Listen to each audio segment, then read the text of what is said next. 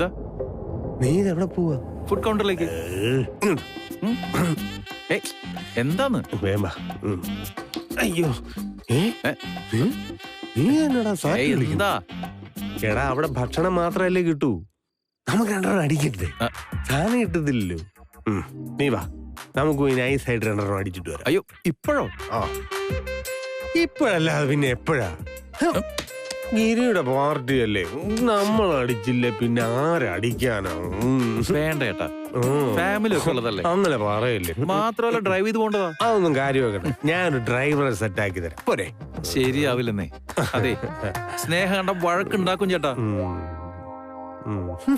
എന്നാ ഞാൻ നിർബന്ധിക്കുന്നില്ല, പോക്കോ. ഞാൻ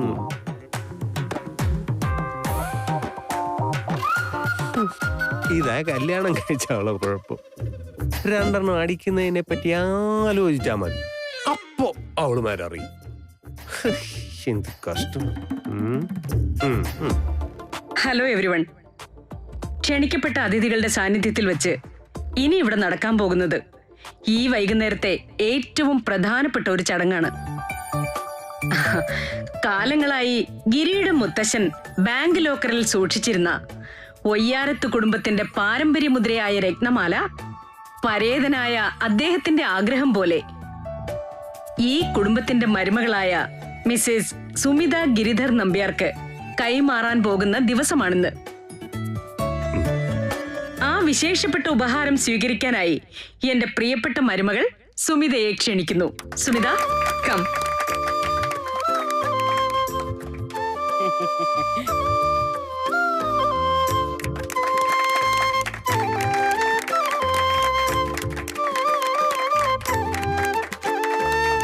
തലമുറകൾ കൈമാറി വന്ന ഈ രത്നഹാരം സുമിതയുടെ കഴുത്തിൽ അണിയിക്കുവാനായി ഒയ്യാരത്ത് കുടുംബത്തിന്റെ കാരണവരും ഏറ്റവും തലമുതിർന്ന അംഗവുമായ നമ്മുടെ പ്രിയപ്പെട്ട കാദംബരിയമ്മയെ ക്ഷണിക്കുന്നു.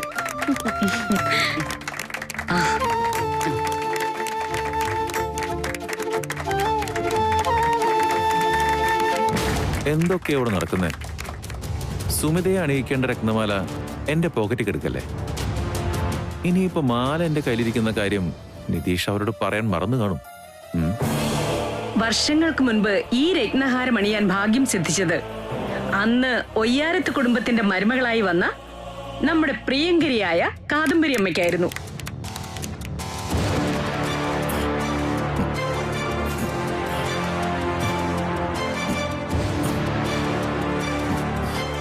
ഞാനത് ലോക്കറിൽ നിന്നെടുത്ത് പോക്കറ്റ് വെച്ചതായിരുന്നല്ലോ. ഇപ്പൊ അതോടെ പോയി. ഈ അപൂർവ നിമിഷത്തിന് സാക്ഷിയാവാൻ എന്റെ പ്രിയപ്പെട്ട തക്കടുവിനെ, നിങ്ങളുടെ എല്ലാം ഗിരിയെ ഞാൻ ക്ഷണിക്കുന്നു. വാ മോനെ.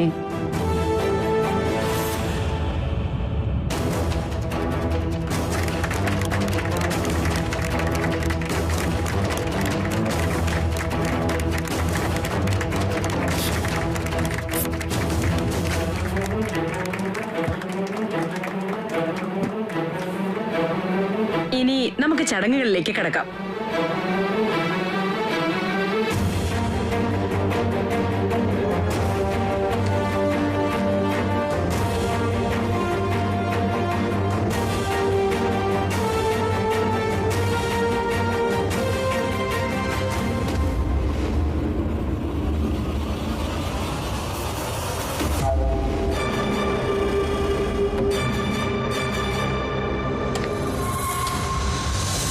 അല്ല, ഇതിനകത്തിരുന്ന മാല എവിടെ അനുരാധേ?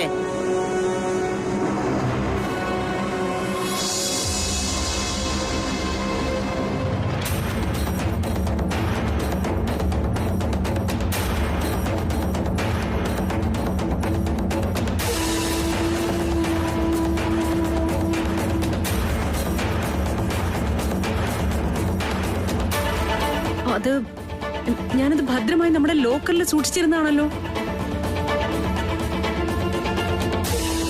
ദൈവമേ, ഇത്ര ഭദ്രമായി ഞാൻ ലോക്കറിൽ സൂക്ഷിച്ച ആ രത്നമാല എങ്ങനെ കാണാതെ പോയി?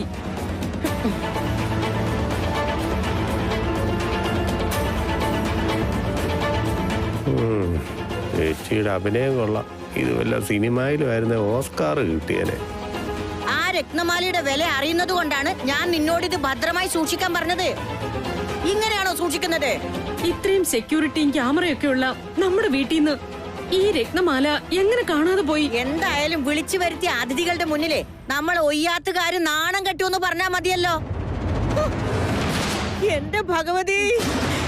അച്ഛമ്മേ! അയ്യോ അച്ഛമ്മേ, അമ്മേ! അച്ഛമ്മേ.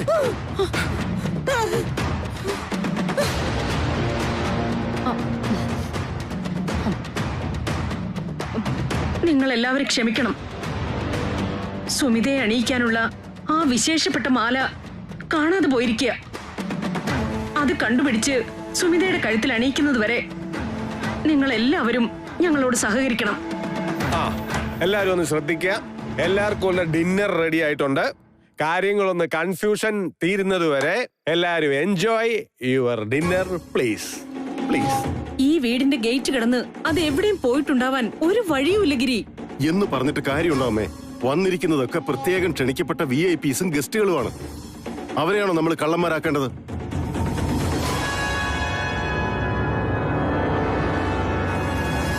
ഡിസ്കഷൻ ഇവിടെ വെച്ച് വേണ്ട. അമ്മയേട്ടനൊന്ന് വന്നേ. വാ.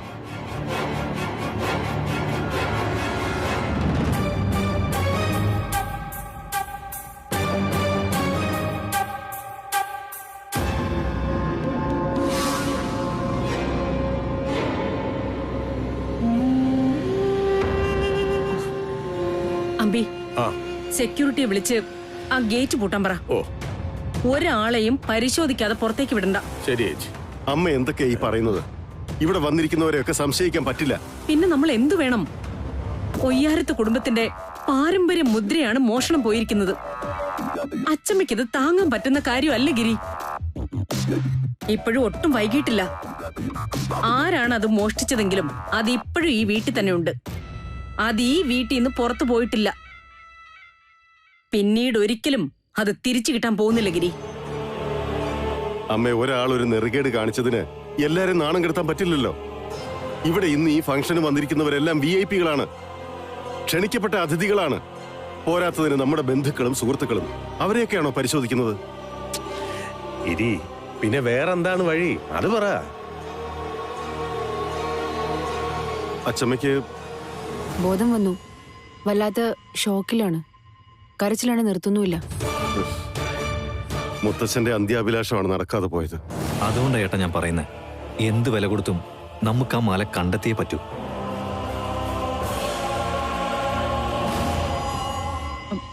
ഗിരി, നീ എന്തായി ചെയ്യാൻ പോകുന്നേ? അത് പോലീസിൽ അറിയിക്കാനാ എന്റെ തീരുമാനം. നമ്മൾ ആരെയും പരസ്യമായിട്ട് ഇൻസൾട്ട് ചെയ്തൊന്നും വേണ്ടല്ലോ. ഏട്ടാ വേണ്ട, പ്ലീസ്. എടുത്തു ചാടി ഒന്നും ചെയ്യണ്ട. ഇരു ചെവി അറിയാതെ നമുക്ക് നഷ്ടപ്പെട്ട മാല കണ്ടെത്തിയ പോരെ. അതിനൊരു വഴി ഞാൻ പറയാം. പോലീസിനൊക്കെ വിളിക്കുന്നതിന് മുമ്പേ നമുക്ക് സെക്യൂരിറ്റി റൂമിൽ പോയിട്ട് CCTV ഫുട്ടേജ് ഒന്ന് നോക്കിയാലോ? ആ, അതൊരു നല്ല ഐഡിയ. എല്ലാരെയും വെറുതെ സംശയിക്കുകയും വേണ്ടല്ലോ, അല്ലേ? ആ, ക്യാമറയിൽ നിന്ന് എന്തെങ്കിലും ഒരു തെളിവ് കിട്ടാതിരിക്കില്ല.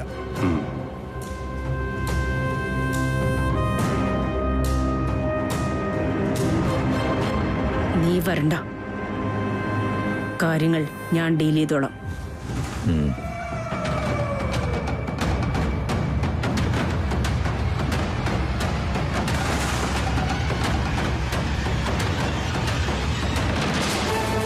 CCTV വിഷ്വൽസ് എടുത്തേ.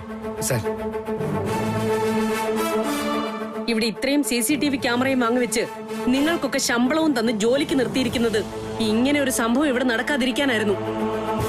ഈ വീട്ടിൽ ഇത്രയും വലിയൊരു മോഷണം നടന്നിട്ട് അത് തടയാൻ പറ്റിയില്ലെങ്കിലേ എന്തൊരു പിടിപ്പുകേടാ അത്. അത് പിന്നെ മാഡം, കൂടുതൽ വിശദീകരണമൊന്നും വേണ്ട. ആ CCTV ഫുട്ടേജ് ഒന്ന് പ്ലേ ചെയ്തേ.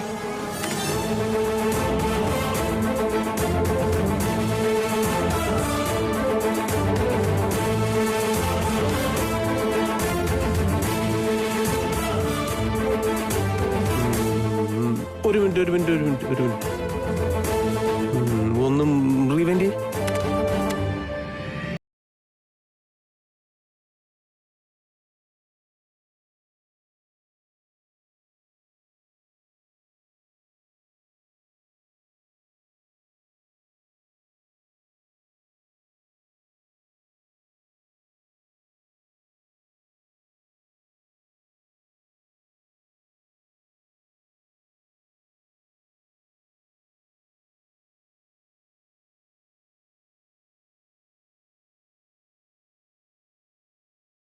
ആകാശ് ഒരിക്കലും ഇങ്ങനെയൊന്നും ചെയ്യില്ല. ഇതിലെന്തോ കള്ളത്തരുണ്ട്. ഒരു കള്ളത്തരവും ഇല്ല സുമി മോളെ. നമ്മൾ ഈ ക്യാമറയിൽ കാണുന്നത് തന്നെയാണ് അതിന്റെ യാഥാർത്ഥ്യം. കഷ്ടപ്പാടും സാമ്പത്തിക ബുദ്ധിമുട്ടും ഒക്കെ വരുമ്പോ മനുഷ്യർ ഇതല്ല ഇതിനപ്പുറവും ചെയ്യും. സാമ്പത്തിക ബുദ്ധിമുട്ടോ? ആർക്ക്? ആകാശിനോ? അതെ, ആകാശ് വലിയ സാമ്പത്തിക പ്രതിസന്ധിയിലാണ്. അവന്റെ ഹൗസിംഗ് ലോണിന്റെ അടവ് പോലും കുറെ നാളായിട്ട് മുടങ്ങി കിടക്കുക. കഴിഞ്ഞ ദിവസം ഈ കാര്യം പറയാൻ വേണ്ടി ബാങ്കിൽ നിന്ന് 2 ഉദ്യോഗസ്ഥർ നമ്മുടെ ഓഫീസിൽ വന്നതാ. ഞാൻ കണ്ടതല്ലേ. എനിക്കറിയാം, ഞാനേ കുറച്ച് ഫിനാൻഷ്യൽ ക്രൈസിസിലായിപ്പോയി. ഉടൻ തന്നെ ഞാൻ ക്ലിയർ ചെയ്യാം. ഞങ്ങൾക്കുള്ള ലോൺ അടവിന്റെ കാര്യത്തില് ഞങ്ങൾക്ക് സാറിന്റെ കയ്യിൽ നിന്നും ബാങ്കിനൊരു ഉറപ്പ് കിട്ടണം. ഗതികേടിന്റെ പുറത്ത് നിക്കക്കളി ഇല്ലാതെ വന്നപ്പോ അവൻ ചെയ്തു പോയതായിരിക്കും. ഈ കുടുംബത്തിലെ ഒരു അംഗത്തെ പോലെ നമ്മൾ കരുതിയിരുന്ന ആളല്ലേ അവൻ. അവൻ ഇങ്ങനെ ഒരു ചതി നമ്മളോട് ചെയ്യുക എന്ന് പറഞ്ഞാ ഇതങ്ങനെ വെറുതെ വിടാൻ പറ്റില്ല. ഇപ്പൊ തന്നെ അവനെ കൈയോടെ പിടികൂടണം. പിടിച്ചേ പോലീസിൽ ഏൽപ്പിക്കാ വേണ്ടത്. വേണ്ട, ആകാശിനോട് നിങ്ങൾ ആരും സംസാരിക്കണ്ട. ഗിരി, നീ എന്തൊക്കെയാ ഈ പറയുന്നത്? അവനോട് ചോദിക്കാതെ പിന്നെ? ഞാൻ ചോദിച്ചോളാം അവനോട്. ക്യാമറ കള്ളം പറയില്ല. അവനാ ചതിപ്രവൃത്തി ചെയ്തത് ആകാശ് തന്നെ. പക്ഷേ എന്ത് ചതി? കള്ളൻ കപ്പലിൽ തന്നെ ഉണ്ട്. അവൻ രക്ഷപ്പെടുന്നതിന് മുമ്പ് ചേച്ചി പറഞ്ഞ പോലെ അവനെ പോലീസിൽ ഏൽപ്പിക്കണം. ഈ കാര്യത്തിൽ ഞാൻ പറയുന്നതാണ് അവസാന വാക്ക്. ആകാശിനോട് ഒരാൾ സംസാരിക്കരുത്. ഞാൻ സംസാരിക്കും അവനോട്, ഞാൻ മാത്രം.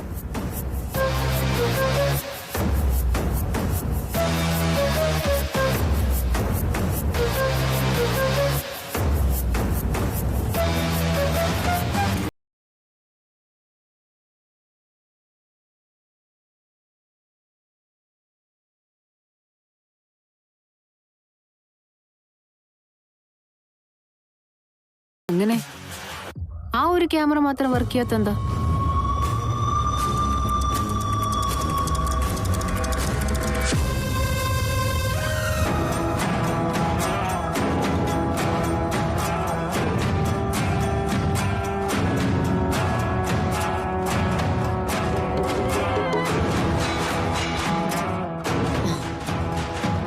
ഗിരി, നീ ഒന്ന് സമാധാനപ്പെട്.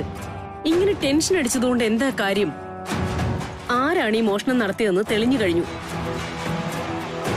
ആകാശ് അങ്ങനെ ഒരു മോഷണം നടത്താൻ എന്താണ് കാരണമെന്ന് മനസ്സിലായി കഴിഞ്ഞു. ഇനിയിപ്പോ അടുത്ത നടപടികളിലേക്ക് കടക്കുകയാണ് വേണ്ടത്. പാർട്ടി അവസാനിച്ചിട്ടില്ല. ആളുകളൊക്കെ പോകുന്നതേ ഉള്ളൂ. ഇപ്പം നമ്മള് എടുത്തു ചാടി ഒരു പ്രശ്നം ഉണ്ടാക്കണ്ട. നാട്ടുകാരറിഞ്ഞ നാണക്കേട് നമുക്കാ. ഇത്രയും സെക്യൂരിറ്റിയും സംവിധാനങ്ങളും ഉള്ള വീട്ടിൽ നിന്ന് അമൂല്യമായൊരു നിധി മോഷണം പോയി എന്ന് പറഞ്ഞ അതൊരു നാണക്കേട് തന്നെയാ. അതുകൊണ്ടാ ഗിരി, നീ തൽക്കാലം ഒന്ന് സമാധാനപ്പെട്. ഈ പാർട്ടി ഒന്ന് കഴിഞ്ഞിട്ട് നമുക്ക് പോലീസിൽ വിവരം അറിയിക്കാം. ഒന്നും വേണ്ട, എന്ത് ചെയ്യണമെന്ന് എനിക്കറിയാം.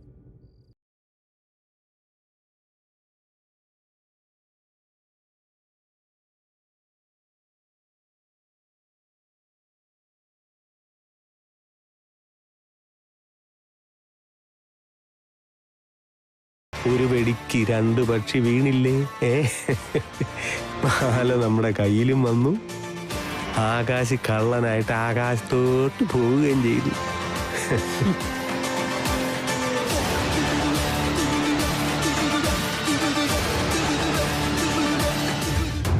അക്കു, ഞാൻ എവിടെയൊക്കെ അന്വേഷിച്ചു. ഇത് എവിടെയായിരുന്നു? ഞാൻ ഇവിടെ തന്നെ ഉണ്ടായിരുന്നല്ലോ. എന്താ അക്കു ഒരു വശപ്പശക്? സത്യം പറ, അക്കു കള്ളുടിച്ചോ? എന്റെ വാലിരിക്കുന്നത് നീ കേക്കും. ഒന്ന് പോയി അവിടുന്ന്. അല്ല, അക്കുന്റെ ടെൻഷൻ കണ്ടിട്ട് ഞാൻ ചോദിച്ചേ ഉള്ളൂ. ആ, പിടികിട്ടി. മാല മോഷണം പോയതിന്റെ ടെൻഷനാണല്ലേ? മാല മോഷണം പോയതാണെന്ന് നിന്നോട് ആര് പറഞ്ഞു? ഇവിടെ എല്ലാരും പറയണായിട്ടല്ലോ.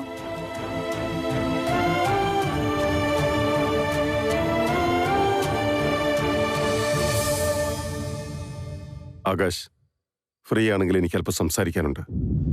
ഓഹോ, ഇതിന്റെ ഇടയിലും ഭാര്യയും ഭർത്താവും കൂടെ ബിസിനസ് മീറ്റിംഗ് വെക്കുകയാണോ? ഞാൻ നിന്നോട് ചില കാര്യങ്ങൾ പറയാനിരിക്കുകയായിരുന്നു. വാ, നമുക്ക് മോളിലെ ഓഫീസിലിരിക്കാം. വാ സുനി, നമുക്കും അവരുടെ കൂടെ പോവാം. ഇവർക്കെന്താ ഇത്ര വലിയ രഹസ്യം പറയാനുള്ളത് നോക്കണല്ലോ. വേണ്ട, അവർക്ക് തമ്മിൽ എന്തെങ്കിലും പേഴ്സണലായിട്ട് സംസാരിക്കാനുണ്ടാവും. നമ്മൾ എന്തിനാ വെറുതെ? ആ സ്നേഹ ഭക്ഷണം കഴിച്ചില്ലല്ലോ. ആകാശം വരുമ്പോഴേക്കും ഒരു നേരവും. കുട്ടികൾക്ക് വിശക്കുന്നുണ്ടാവില്ലേ? വാ കഴിക്കാം. നേരാ, അക്കുനെ കാത്തിരുന്നാലേ ഞങ്ങള് ചിലപ്പോ പട്ടിണി കിടക്കേണ്ടി വരും. അല്ല, ഇനി മക്കൾസിനെയൊക്കെ എവിടെ ചെന്ന് കണ്ടുപിടിക്കാനാണാവോ? വാ അജു, ആമി.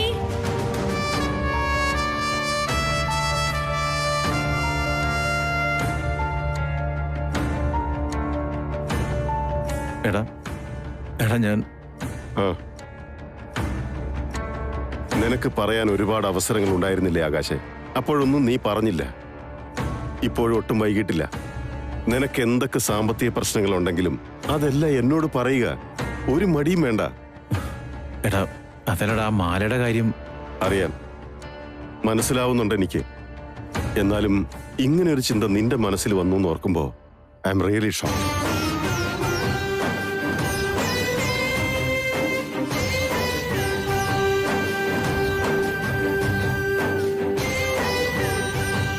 എടാ, എന്തെങ്കിലും അബദ്ധം പറ്റിയിട്ടോ, ഒരു പൊട്ട ബുദ്ധിക്കോ, നീ ചെയ്തു പോയ ഒരു കാര്യമായിട്ട് ഞാൻ അതിനെ കാണാൻ ശ്രമിച്ചോളാം.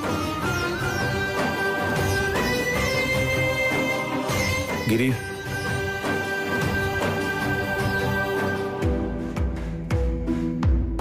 ആകാശേ, കഴിഞ്ഞത് കഴിഞ്ഞു, പോട്ടെ.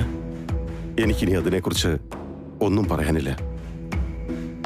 നീ എടുത്ത ആ മാല ഇങ്ങ് തിരിച്ചു തന്നേക്ക്. ആ അതെ, ആ മാലയെ കുറിച്ച് തന്നെ എനിക്ക് സംസാരിക്കാനുള്ളത്. എടാ ഞാനത് എടുത്തത് അറിയാം. നിനക്ക് ആവശ്യമുള്ള പണം അത് എത്രയാന്ന് വെച്ചാ ഞാൻ തരാൻ തയ്യാറാണ് ആകാശ്. പക്ഷെ ആ മാല അതെനിക്ക് തിരികെ വേണം. എടാ നീ എന്തിനോട് ഒരു കള്ളനെ പോലെ സംസാരിക്കുന്നേ? എന്ത് കാര്യകാരണങ്ങൾ പറഞ്ഞാലും കള്ളത്തരം തന്നെയല്ലേ നീ കാണിച്ചത്? എടാ, നിനക്ക് സാമ്പത്തിക പ്രശ്നമുണ്ടെങ്കിൽ അതിനിതാണോ മാർഗം? എടാ കുഞ്ഞുനാൾ മുതൽ ചങ്കാണെന്ന് പറഞ്ഞ് കൂടെ നടന്നവനാ നീ. ഒരല്പം പണം വേണമെന്ന് ആവശ്യപ്പെടാൻ എന്തുകൊണ്ട് നിനക്ക് കഴിഞ്ഞില്ല? എന്താ, അതിന് നിന്റെ ഈഗോ അനുവദിച്ചില്ലേ? അതോ നിന്റെ ഭാര്യ വേണ്ടെന്ന് പറഞ്ഞോ? ഗിരി, വെറുതെ അനാവശ്യം പറയരുത്. എടാ എന്റെ സാമ്പത്തിക പ്രശ്നങ്ങളും ആ സേഫ് ലോക്കറിലെ മാലയും തമ്മിലേ ഒരു ബന്ധവുമില്ല. ഭാഗ്യം. അതെടുത്തു എന്ന് സമ്മതിക്കാനുള്ള ആർജവം നീ കാണിച്ചല്ലോ. എടാ അത് എടുത്തു. ചെയ്ത കാര്യങ്ങളെ ചെയ്തു എന്ന് പറയാൻ എന്നും തന്റെ ഇടം കാണിച്ചവനാ ഞാൻ. എടാ പക്ഷെ ലോക്കറിൽ നിന്ന് ഞാൻ മാല എടുത്തത് നമ്മുടെ നിതീഷ് പറഞ്ഞിട്ടാ. അത് ഈ വീട്ടിൽ നിന്ന് മോഷണം പോകാൻ സാധ്യതയുണ്ടെന്നും അതുകൊണ്ട് സുരക്ഷിതമായി ഞാനെടുത്ത് കയ്യിൽ വെക്കണമെന്നും നീ പറഞ്ഞെന്ന് നിതീഷ് പറഞ്ഞതുകൊണ്ട് മാത്രമാ ഞാനത് ചെയ്തേ.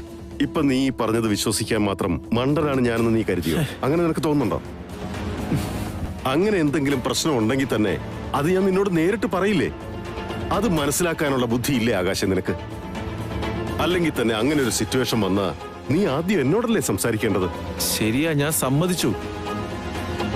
എടാ പക്ഷെ നിതീഷ് അങ്ങനെയൊക്കെ വന്ന് പറഞ്ഞപ്പോ എടാ അവൻ അവിശ്വസിക്കേണ്ട കാര്യമുണ്ടെന്ന് എനിക്ക് തോന്നിയില്ല.